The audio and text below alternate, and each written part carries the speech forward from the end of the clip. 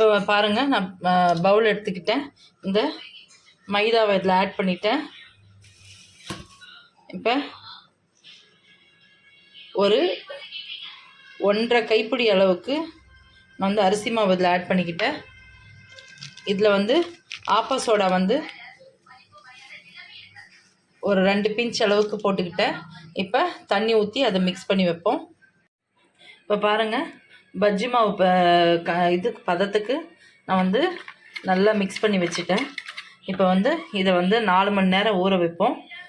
4 மணி நேரம் கழித்து நம்ம இதில் சுகர் ஆட் பண்ணிவிட்டு இந்த பழத்தை வந்து எப்படி நம்ம பொரிக்கலாம்னு சொல்லி பார்ப்போம். பழம் வந்து கருப்பாக இருக்குதுன்னு பார்க்க வேண்டாம்.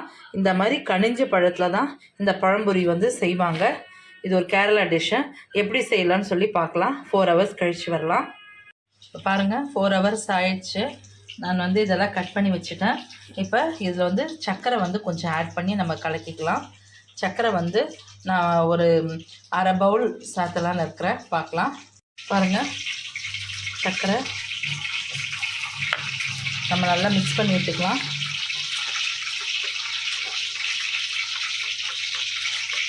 நான் ஃபுட் கலர் எதுவும் ஆட் பண்ணல, மஞ்சள் பொடியும் போடலை. இருக்கிற அந்த ஒயிட்லேயே நம்ம செஞ்சு பார்ப்போம்.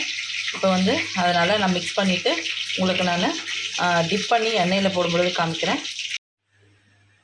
இப்போ பாருங்கள், எண்ணெய் காஞ்சிருச்சு. நான் இந்த மாவில் துவைச்சி இந்த பனானாவை இப்படி போடுறேன்.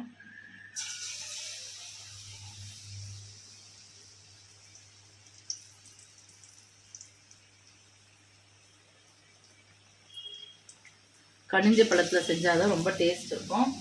அதான் நான் ஃபுல்லாக கனிஞ்ச பழம் தான் எடுத்துருக்கிறேன். எப்படி இருக்குன்னு பார்ப்போம்.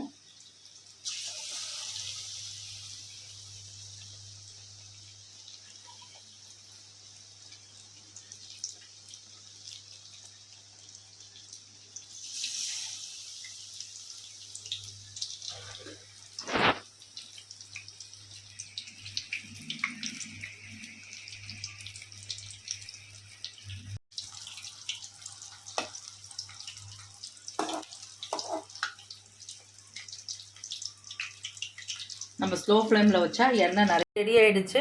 நீங்களும் வீட்டில் இதே போல் செய்யுங்க. ரொம்ப டேஸ்ட்டாக இருக்குது. பிள்ளைங்களும் விரும்பி சாப்பிடுவாங்க. வாழைப்பழம் வந்து உடம்புக்கு ரொம்ப நல்லது. அதனால் செஞ்சு கொடுங்க குழந்தைங்களுக்கு. Thank you friends. என்னுடைய சேனலை லைக் பண்ணுங்கள், ஷேர் பண்ணுங்கள், சப்ஸ்கிரைப் பண்ணுங்கள். தேங்க்யூ.